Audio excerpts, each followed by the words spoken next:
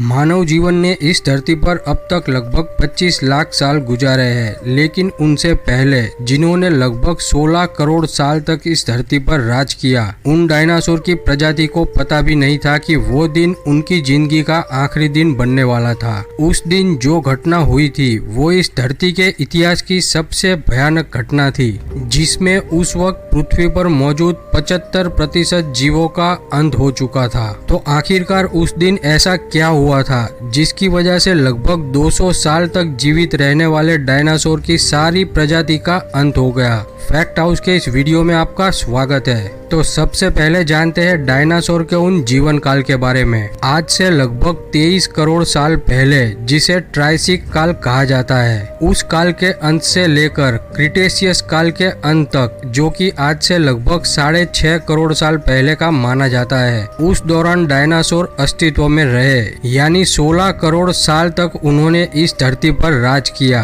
और अब तक की गई खोजबीन में तकरीबन 500 से ज्यादा वंश के 1000 से अधिक प्रजाति के डायनासोर के कंकाल मिल चुके हैं, जिससे वैज्ञानिकों के अंदाज के मुताबिक उस वक्त डायनासोर की करीबन 2468 प्रजातियां रही होंगी। डायनासोर के अब तक मिले कंकाल के आकार और उनके जबड़े से ये पता चल पाया कि उनमें से कुछ डायनासोर शाकाहारी थे, जो केवल पेड़ पौधों पर ही निर्भर थे और वे काफी शांत स्वभाव के थे, जबकि बाकी के डायनासोर मांसाहारी थे, जो कि दिखने में काफी भयानक और स्वभाव से भी खूंखार थे। मांसाहारी डायनासोर को थेरोपॉड कहा जाता है, जिसका अर्थ होता है राक्षसी पंजों वाला। और डायनासोर की सभी प्रजातियों में से जो सबसे खूंखार मानी जाती है वो है टी-रेक्स, जिसके 2 बड़े पैर और 2 छोटे पैर होते थे, जिसका सिर काफी बड़ा और जबड़ा काफी नुकीले दांतों वाला होता था। ज्यादातर डायनासोर के मूवीज में जो डायनासोर सबसे ज्यादा खूंखार दिखाए जाते हैं वो टी-रेक्स ही होते हैं, जो कि 2 पैरों पर चलते थे। और कुछ डायनासोर थे जिनके चारों पैर एक समान ही होते थे, जिसकी वजह से वो 4 पैरों पर ही चलते थे। इन डायनासोर में कई प्रजाति उड़ने वाली थी, तो कुछ डायनासोर सींगों वाले भी थे, और कुछ प्रजाति के डायनासोर की गर्दन और पूंछ काफी लंबी हुआ करती थी, तो कई ऐसे भी थे जिनकी चोंच हुआ करती थी। सबसे पहले डायनासोर के जीवाश्म साल 1820 में पाए गए थे। तब इस जीव को मेगालोसोरस नाम दिया गया था, लेकिन उस वक्त डायनासोर की खोज को गंभीरता से नहीं लिया जाता था। बाद में साल 1842 में एक ब्रिटिश जीवाश्म वैज्ञानिक रिचर्ड ओवन ने इस जीव को डायनासोर का नाम दिया, जो कि ग्रीस भाषा से लिया गया शब्द था और जिसका अर्थ होता था भयानक छिपकली। और बाद में 19वीं शताब्दी से डायनासोर के रिसर्च को काफी गंभीरता से लिया जाने लगा। और अब तक मिले कंकालों में जो सबसे पुराना कंकाल है वो लगभग 23 करोड़ साल पुराना बताया जाता है, जिसको अभी तक कोई नाम नहीं दिया गया। और उसके बाद दूसरा जो सबसे पुराना कंकाल मिला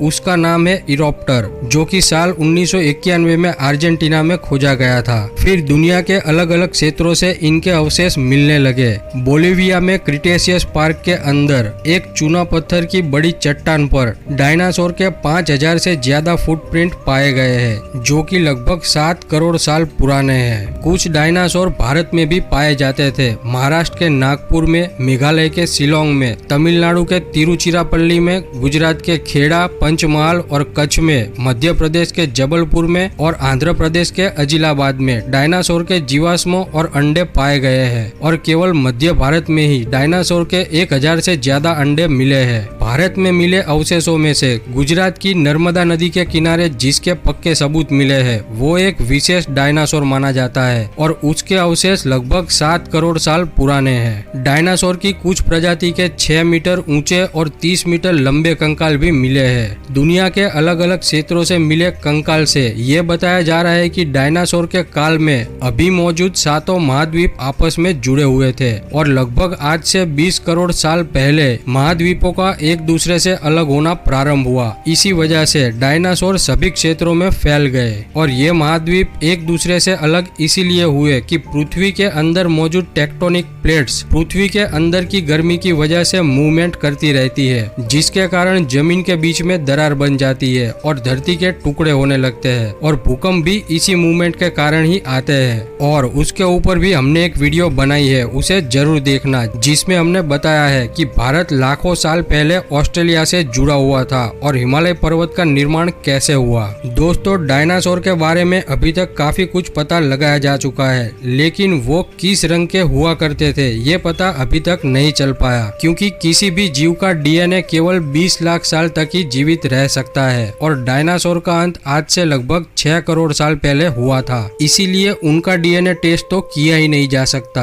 दोस्तों, उस वक्त डायनासोर की जितनी प्रजातियां थी उनमें से कई प्रजातियां इतनी खूंखार थी जो कि दूसरे छोटे और शाकाहारी डायनासोर का भी शिकार कर लेती थी। और वैज्ञानिकों के मुताबिक डायनासोर लगभग 200 साल तक जीवित रहते थे, इसीलिए उनकी संख्या भी काफी तादाद में हुआ करती थी और वे झुंड में ही रहकर अपना जीवन व्यतीत किया करते थे और उनकी आबादी लगातार बढ़ती ही जा रही थी। लेकिन फिर एक दिन लगभग आज से 6.5 करोड़ साल पहले यानी क्रिटेशियस काल में पृथ्वी से लगभग 200 करोड़ किलोमीटर से ज्यादा दूर मौजूद मंगल और बृहस्पति ग्रह के बीच मौजूद क्षुद्र ग्रह बेल्ट में यानी कि एस्ट्रॉइड बेल्ट में एक एस्ट्रॉइड दूसरे एक बड़े एस्ट्रॉइड से टकरा जाता है। इस भयंकर टकराव से एक एस्ट्रॉइड के टुकड़े हो जाते हैं और उसका एक बड़ा सा टुकड़ा अपनी दिशा बदलकर पृथ्वी की ओर लगभग 35,000 किलोमीटर प्रति घंटे की रफ्तार से आगे बढ़ता है। और जब वे पृथ्वी के वातावरण के संपर्क में आता है तब गुरुत्वाकर्षण के कारण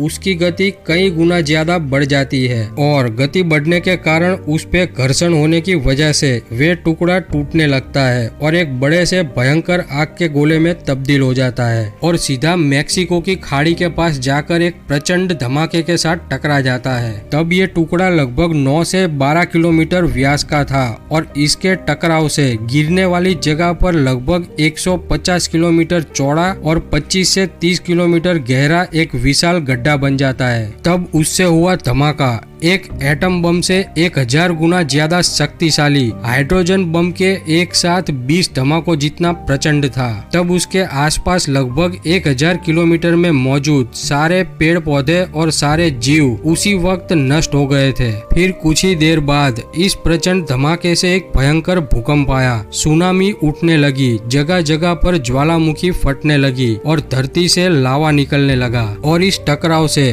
उस जगह पर पृथ्वी की ऊपरी परत पूरी तरह से टूट चुकी थी, जिसके कारण बड़े पत्थर और अन्य धातु के टुकड़े सीधे हवा में उड़ने लगे और धूल की एक बड़ी आंधी उठी। यानी इस टकराव से भूकंप, सुनामी, आंधी, ज्वालामुखी का फटना, आग की वर्षा होना, ये सारी भयंकर घटनाएं एक साथ ही होने लगी, जिसकी वजह से पृथ्वी पर मौजूद 75% जीवन नष्ट हो चुका था, जिसमें से कुछ डायनासोर ज्वालामुखी फटने से मारे गए तो कुछ डायनासोर भूकंप और सुनामी की चपेट में आ गए। तब उड़ने वाले डायनासोर इन जमीनी घटनाओं से तो बच गए, लेकिन थोड़ी देर बाद ही धूल की भयंकर आंधी, ज्वालामुखी का धुआं और इस टकराव से जो बड़े पत्थर और अन्य धातु हवा में चले गए थे वो थोड़ी देर बाद ही काफी तेज रफ्तार से आग के गोले बनकर वापस धरती पर बरसने लगे, जिसकी वजह से वे सारे उड़ने वाले डायनासोर भी इस घटना की चपेट में आकर मारे गए और अन्य बाकी बचे कुछ जीव उस वक्त धरती का तापमान 200 डिग्री सेल्सियस होने के कारण प्रचंड गर्मी से मरने लगे। तब सिर्फ 20 से 30 किलो वजन से कम वजन वाले जीव ही किसी न किसी तरीके से अपनी जान बचाने में कामयाब हो गए और इसी तरह डायनासोर की प्रजाति का पूरी तरह से अंत हो गया। ये घटना डायनासोर के जीवन काल की सबसे भयंकर घटना साबित हो गई थी।